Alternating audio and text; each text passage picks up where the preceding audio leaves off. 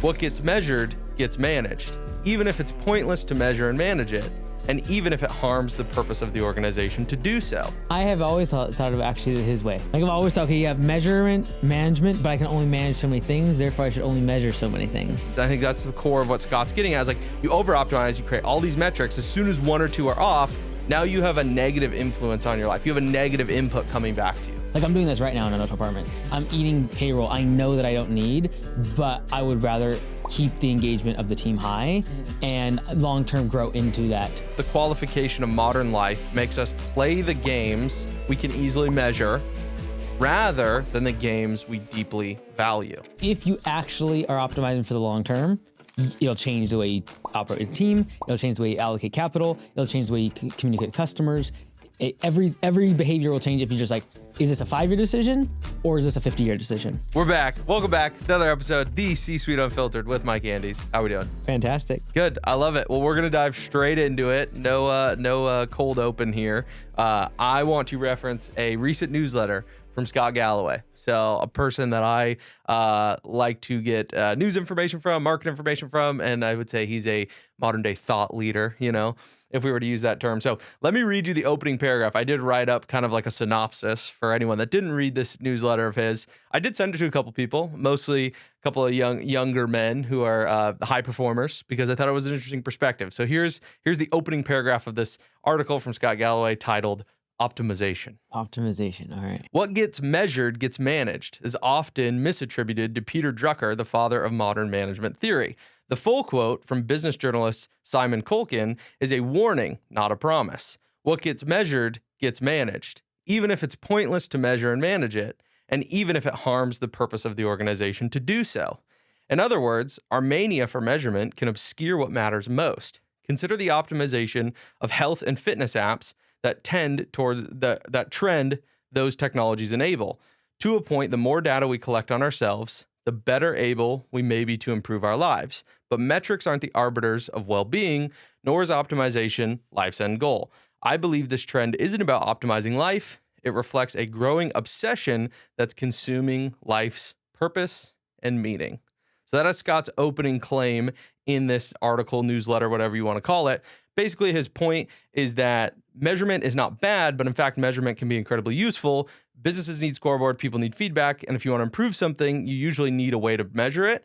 But he warns that things we measure can slowly start replacing the things that we actually value. So do you need any additional context? Do you have an initial reaction to that opening paragraph and kind of the brief I just gave you? Well, what's funny is like I have always thought of actually his way.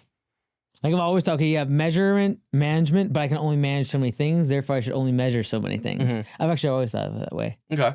So what about from a personal optimization perspective? Because yes, he is obviously in the business world, but the article focuses a little bit more on personal optimization. So like your sleep scores, like your VO2 max, like your whatever fitness scores, your whatever measurables we want to get after, that we are over optimizing for these scores or for this peak performance that we're actually losing sight of what actually is valuable. So what is your thought on like this personal optimization? It doesn't have to be fitness and health. Obviously that's really big right now, but just general personal optimization. Like what is your reaction to that? I don't know. You assume that it makes you happy to not do those things. For some people, like hitting the number is like, that's their thing. I think it becomes a problem if it has actually caused anxiety or stress but like for some people, like being able to track their sleep score is useful from a health perspective and they get more joy from it. Like it increases the quality of their life. If that's what they're optimizing for. True. They're optimizing for enjoying that tracking process is what you're saying. True. But what about the people that obsess over it? And that's I think where Scott's getting at the heart of like, there's this fine line between doing it for, you're optimizing for the sake of optimizing in the sense of this will have a positive impact on me. There's that, but then there's the line of like, we obsess over everything we're optimizing for that we lose sight of what we're actually trying to do. Yeah, but we've made artificial scoreboards effectively. Yeah, but optimization and obsession, can you use the same exact thing for business? It's like, well, is it healthy to track how much money in your bank account? Yeah, probably. But like, do you work 19 hours a day? Well, probably shouldn't do that. But I did it. Yeah. And like, it served my goals. So it's like, I think it depends on what your goals are. Yeah, so the article really is asking, and these are some of the notes I made, is what happens when optimization stops serving your life and starts consuming it? More importantly, the made-up scoreboard starts consuming you. Yeah, what does consuming mean? I don't know. I didn't like define that term specifically, but I think that's essentially like what Scott is asking. Like consuming meaning you obsess over VO2 max, you obsess over your sleep score, whatever. So you probably saw that Stephen Bartlett clip go viral. Okay, he was talking about this exactly, and he was getting dragged all over the internet. Yeah, especially about like red pilled far right guys. Oh. But it's very funny. So he talks about how he hasn't been drinking for over a year. Okay. And then he had 3 glasses of wine at a party. I had a couple of glasses of wine, didn't get drunk. It ruined 3 days of my life because of the domino effect it caused. So it meant that I got worse sleep that night. And then because I got worse sleep that night, I ate more poorly the next day because my dopamine system or whatever, the cortisol system was all messed up. Resilience, yeah. And then I podcasted worse. I didn't go to the gym the day after, that day or the day after because of that, because I felt really bad. I then slept worse, and I could track all of this on my weekend. Yeah. And his words, I think this is the direct quote, it wrecked me for 3 days. My sleep score was off. My VO2 max was off. This was off. I podcast worse. I interviewed worse. And I'm like, okay, that is all consuming. You're telling me that 3 glasses of wine put you out for 3 days? Like, you're just like, dude, step up. Like, take some ibuprofen, drink some water, and like go live your life. Like, I think that's a perfect example. This is Lee's perspective. Yeah. It could be wrong. You could hate me. That's fine. But like his reaction to that is like his optimization consumed him. Like he couldn't just have 3 glasses of wine, wake up, be like, oh, I kind of have a headache, and just go about his business. Yeah. It let it affect him for 3 days. Yeah. You cannot tell me that is like a normal reaction. Yeah. You can't. Yeah. Well, or is it the fact that he has numbers now because he has. But why? Like that's my question. That's what Scott's asking in this article. And I don't even know if I fully believe this, but I'm just, for the sake of conversation, that's why we have a podcast, is for the sake of conversation, is why though? Like it wrecked him for 3 days because he's been tracking these scores for a year, 2 years, 3 years. So he made up a scoreboard, and now he's upset for 3 days in a row that the arbitrary scoreboard he came up with isn't what he wanted it to be. And now it's negatively impacting his life. Well, it could be negatively impacting his life because his goal is to make more money and to make better podcasts. And right. If it does damage that, now he has a number to track that. Like, I think the same, you could just switch all these things out for business. Like, if you check how much money is in your bank account, is that a bad thing? Mm-hmm. Like, if you obsess over it, like, yeah, probably, but like, you'll probably make better progress from a financial perspective. Mm-hmm. If you work more hours, yeah, is it not healthy? Probably not, but like, you're probably build a bigger business. Yeah. And so, like, I think if Stephen Bartlett's goals are to be the best podcast in the world, having 3 glasses of wine, if it really does affect his performance, and now he has metrics to prove it because he actually cares about what those metrics are, then that's his prerogative. But here's my thought. If he never tracked his sleep score, and he references his sleep score, okay? If he never tracked it, his sleep score, you could just like how red pill, blue pill. It's like all based upon like how many times you reference your sleep score. I said and quote to someone the other day, if I ever tell you about my sleep score, punch me in the face. Like I'm sorry, I'm not doing that.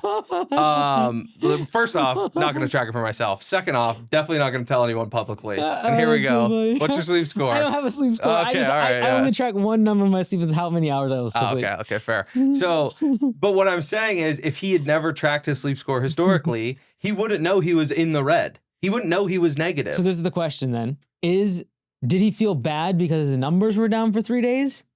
Or did he already feel bad regardless of now he just has a metric to quantify it?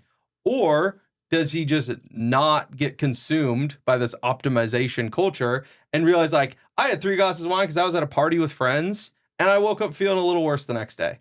And that's okay. I had a great time last night with my friends. That's what we have to assume that part. Maybe the juice wasn't worth the squeeze. Fair. But then that's less about the red wine affecting him. That's just him making a bad decision. True. So maybe he just needs to quantify whether his decisions are good. Right. That's what I'm saying. It's like this, and I feel like that's a good example. I don't know, but that's really what Scott's saying. And like I said, I'm making claims here. I don't know if I believe all of them. But I think it's interesting to discuss because, like, from a business perspective, and you yourself, like, you're performance driven, you're a metrics oriented person. I would say I am generally in a business sense. And you've said before, one of the things that I thought was interesting, like while I was reading the article, I thought of like I guess a famous quote of yours, but you said like a runner that makes progress is always out of balance. Technically, you've used that analogy before, and I love it because yes, jumping from one foot to the other is an act of imbalance. You are jumping from one foot to the other, but you will make progress. And so I think the question that I came up with while reading the article, thinking about recording with you, is like when is imbalance the price of progress, and when is imbalance self-indulgent misery? Like, what are your thoughts on that? When is imbalance the price of progress, and when is imbalance self-indulgent misery? Only Stephen Bartlett in this case can quantify the joy he gets from having that time with his friends versus the downstream effects that it has on his optimized life. And he has different weights of what he puts value on, and only he can determine which one is greater to him. For some people, they could care less if the next day they have a hangover and they're doing a podcast. They could care less. Yeah. Last night was so great. Yeah.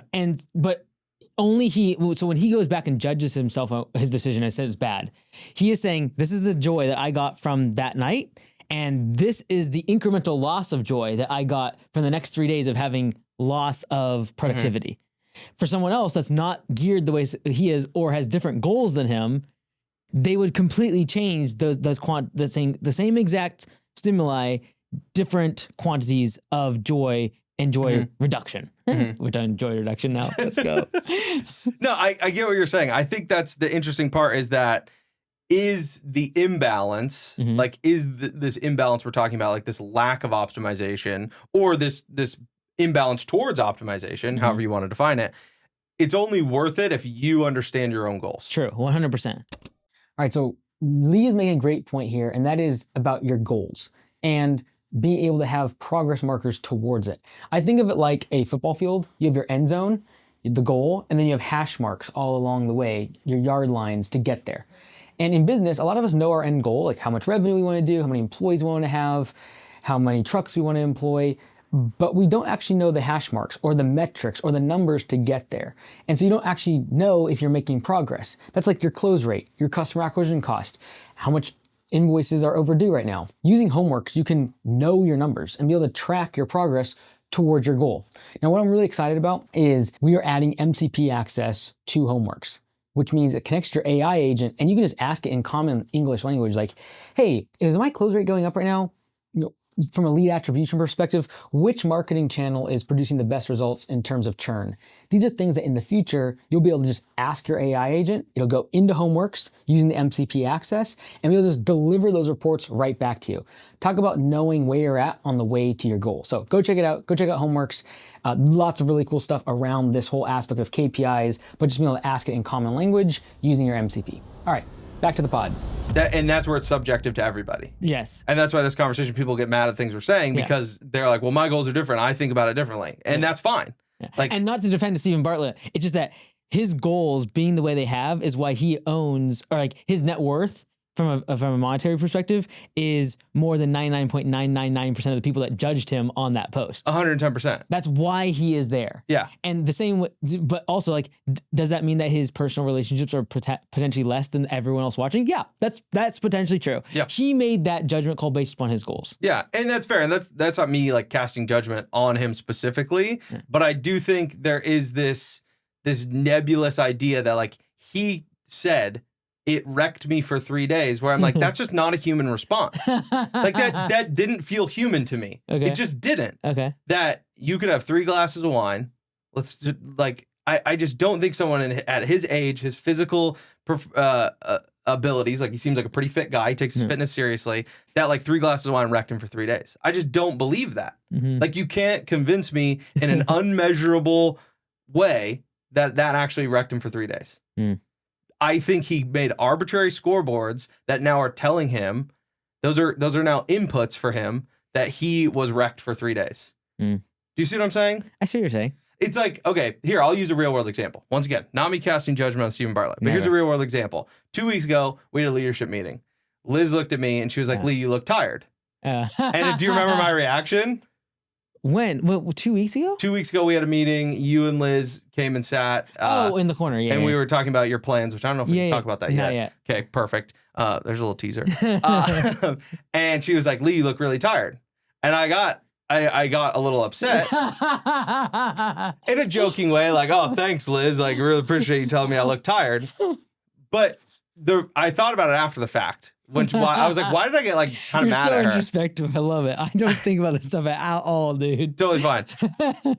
And I was like, why did I get mad at her? Like, I kind of snapped at her, but in a joking way. Like, Liz and I have the rapport. It wasn't a big deal. And I was like, you know what it was? Is like, I took an affront to that because like when I'm here at work, I don't care what happened to me outside of these walls. I'm here to perform. Like, I'm here to do a job. And so it upset me that's like, oh, you look tired. Do you need to like take a break? Are you okay? Like, can we get you? It's like, dude, I'm here to work. And so for me, I know if I was tracking my sleep score, it would have been horrible the night before when she said I looked tired. Why? Because my son slept horribly the night before. And as a parent, you got to get up, you got to do the whole song and dance, try to help him sleep. And it's great. And I love my son. So like, I'm optimizing to help my son sleep. Right. But I also am not going to be upset when I'm tired the next day and be like, oh, my son's sleep wrecked me. Oh, my sleep score was a 30. I don't even know is it an actual number? I don't know because I never tracked it. But you see what I'm saying? Like, I think when you over optimize, I think that's the core of what Scott's getting at. Is like, you over optimize, you create all these metrics. As soon as one or two are off, now you have a negative influence on your life. You have a negative input coming back to you. And now that messes with your psyche to then go out and just perform and just go out and get the job done. Do you see what I'm saying? Yeah, like for me, when it comes to the metrics around like health, I like to look at over the course of like a month or like a week. But specifically the last 3 weeks, I do not look at my stuff because like I don't want to have the negative association. I never want it to be a crutch. Like, oh, I only slept 3 hours last night, therefore I will perform badly today. I think it's just, it can be a reinforcing loop of negativity around like what I'm actually trying to optimize for, which is like living life and being super productive. Me knowing that I slept 3 hours last night and then I be careful today, you're gonna be tired. I'm like, I don't think I need to see that. So like, I just won't even look at it. But I do like to see it over the course of time. It is another just like thing to measure to be able to try to optimize for health. But to your point, I agree where you're coming. I get where you're coming from. And I just don't think about that much. Yeah, fair. Like, if I usually only look at my sleep score, or like, it's a score, it's just how many hours I slept when I know I slept good. It's like a positive reinforcement, you know? Yeah, that's fair. It's gonna be a great day. Yeah. I get that. And like, I think there are elements of like the arbitrary that can be positive. Like, even like, think about like, an affirmation, right? Some people might say like an affirmation in the mirror. They have like motivational sticky notes, or, like I have one next to my desk, like, work hard, be good to people. That's kind of like a personal mantra for me. That's a positive outside influence on me, but it's not, it is not a made up score. Like, that's just more of a theory. That's an idea. It's not, oh, well, Lee was only 70% good to people today. Oh, and Lee only worked 80% hard today. Like, now I have this arbitrary thing telling me whether I was good or bad. Yeah, but that's what salaries are in dollars per hour. Fair. And how much money you have in the bank. Yes. So unpack that. Like, you're optimizing for making more money. Well, the reason that you show up every single day and perform the way you do is because you have been rewarded for that in the past. Correct. So I'm optimizing to make money. Right. And so for someone else that's optimizing for their health, they've been rewarded for it in the past when they have a good sleep score. They feel better. They get closer to their goals. Right. I just think it's like, I think there are these elements of something like a sleep score. And I know we're really zooming in on that. So like, I don't want to like, that's not what the article was specifically about. Okay. But I feel like over optimization. It's, you're over optimizing for like a number about how you slept the night before. Yeah. And so that's the part that like Scott's really drilling in on. So like, I'll go back to the article here. I'll pull a quote. Metrics aren't the arbiters of living well, nor is optimization life's end goal. So that's one of the quotes that Scott has. Metrics aren't the arbiters of living well, nor is optimization life's end goal. And that really resonated with me because I do think that too many people are focused on certain metrics, the number in the bank account, the car I drive, the make and model, the year, because that's a metric. Like, oh, I have a 2025, right? Like, that is a metric we use societally, that's a new car. I guess 2026 is now.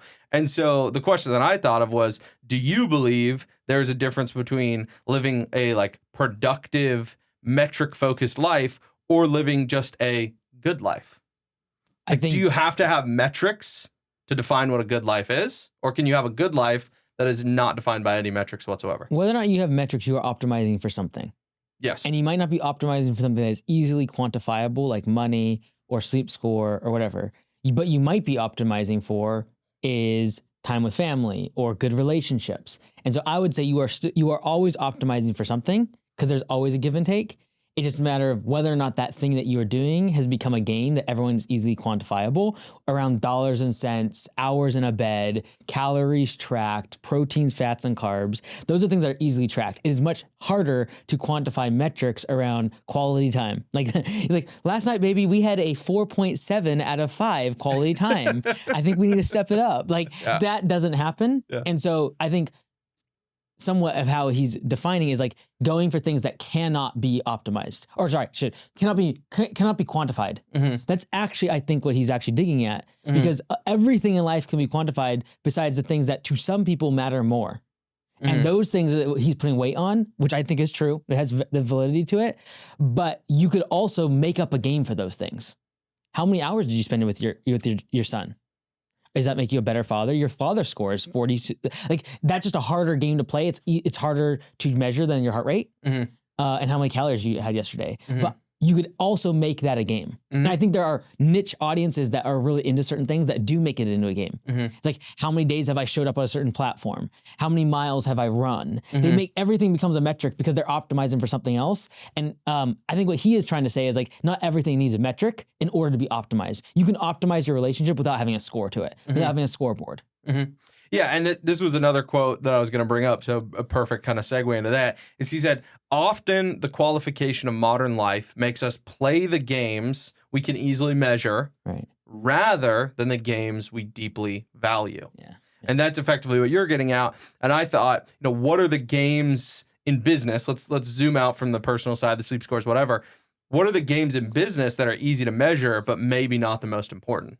Like, from your perspective, when you look at business optimization, kind of switching gears a little bit, do you think there are specific metrics that are easy to measure but aren't as nearly as important? Yeah, number of employees, number of trucks. Yeah.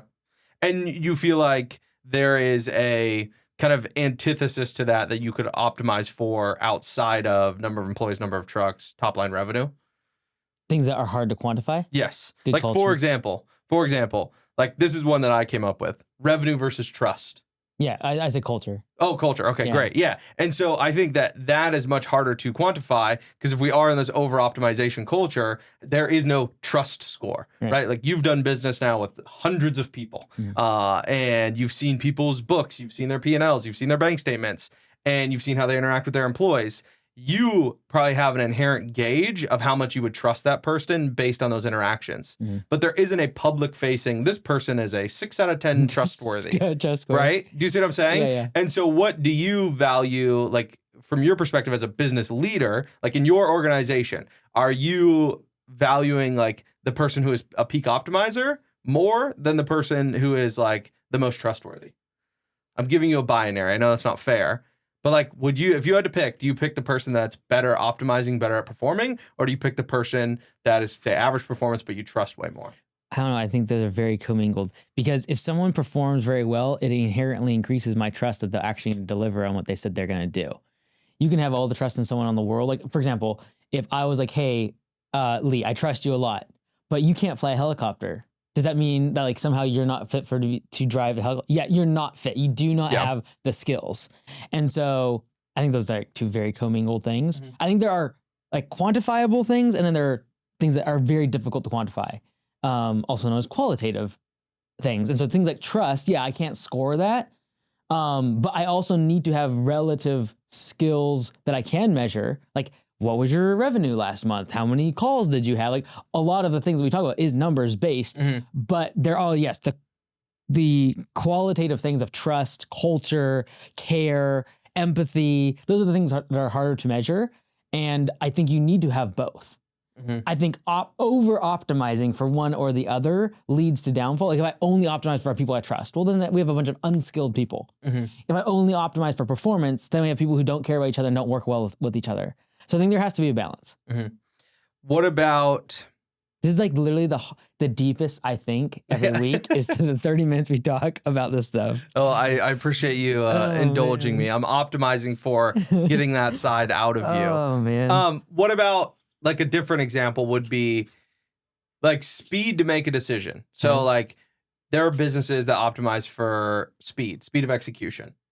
Okay. Like, and you have in the past said that like you've made decisions very quickly, and sometimes you have admitted to making decisions too fast. So you have businesses that optimize for like speed of decision making and execution, but then you have businesses that optimize for making sure every single decision is as close to 100% accurate as possible. Right. Like, where do you see that as a business owner? Like, do you think that people tend to move one direction too much?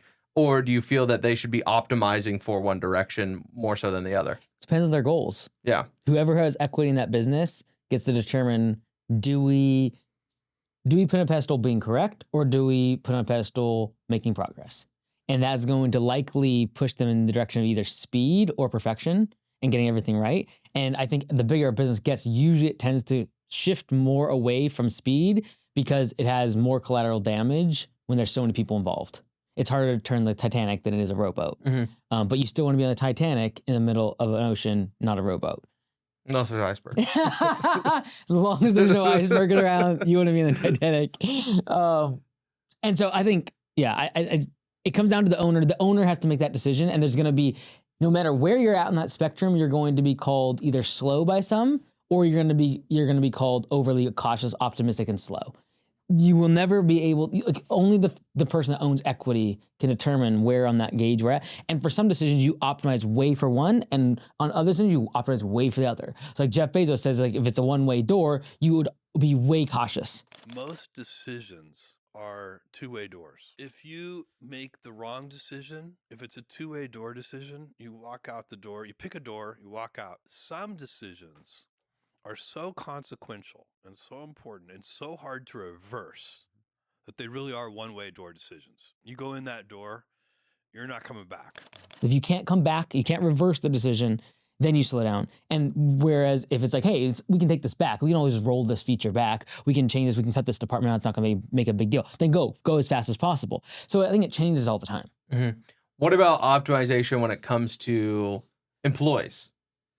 So thinking about it from the perspective of, and Scott very kind of briefly touches on this. He doesn't directly go this route, and I don't even think he has a specific claim, but he touches on, business decisions are made based on measurables, and then there's almost like this loss of humanity that, it's a business decision, right? Like you said, like we can make a decision, we can roll it back. We can cut that department, we can move things around, we could cut that team member, we could cut out that division, whatever it is. And that happens all the time. Like, do you feel that there is a balance you have found in your businesses to, yes, make educated decisions based on the measurables, right? Optimizing for these measurables for the performance of the business, but also still keeping the humanity of like, these are real people involved in these decisions. Like this will impact real people. Like where is that balance for you? Firing and letting people go is a very different, like I think it's a completely different topic, but how it affects the business, I have to ask myself, are the metrics in this case outweighing the potential downside effects that I might lose in culture?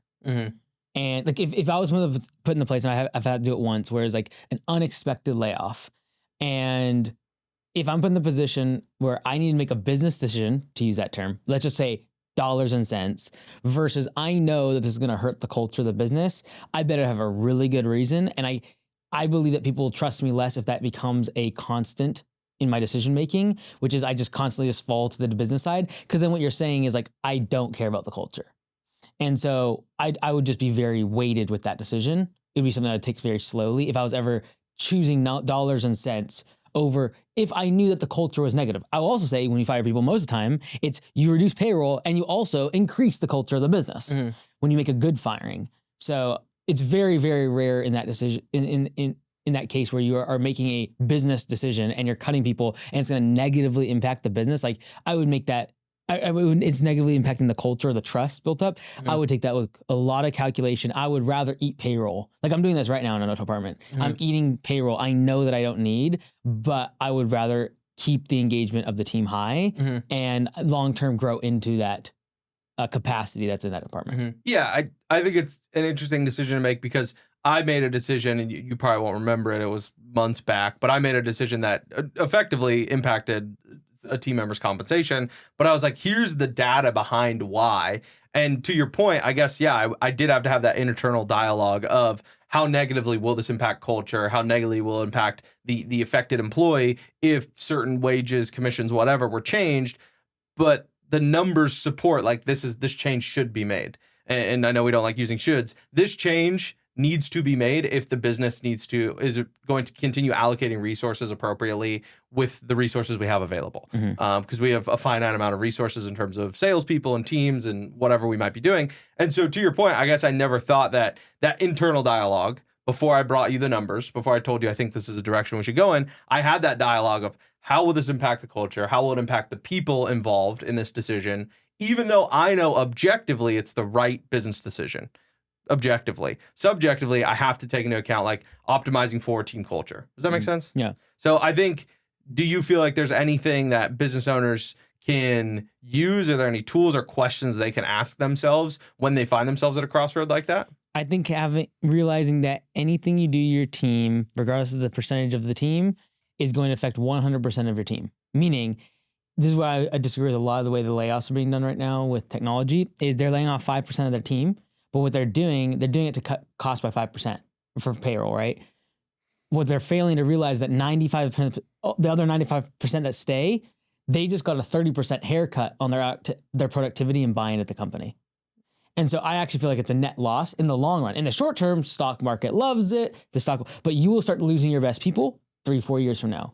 You will have less discretionary effort towards your business because now they've seen how you treat people. So when they show up to work one day and 5%, all their colleagues are gone, indiscriminately, completely arbitrary, just numbers. Dude, you guys it's a business decision. What does that do to the rest of the team? And so that's how I always look at whether it be one team member or a department, everyone else's culture gets affected because they see how things are being treated. And the biggest unlock to any labor is discretionary effort. Do they think about it in the shower? Do they think about it while they're driving to work? When they're not clocked in, when they're at dinner, do they have an idea and they write it down their phone? If I can't unlock that, I gotta go buy twice as much labor to be able to get the job done. And so I think the biggest hack in labor or any sort of required work to be done, whether it be discretionary effort out in the field, like I can run to the truck, or I can drive to a gas station that's 3 miles away versus 1 mile away. These are all the little discretionary effort cuts that come into culture. And a lot of times it's when they look at the leader, there's evidence that they don't care about the people. And I think a lot of times we make sense of it because we do have a 5% reduction in payroll. We do cut a cost, but we forget about the other 95% of people that see that and they stop giving discretionary effort.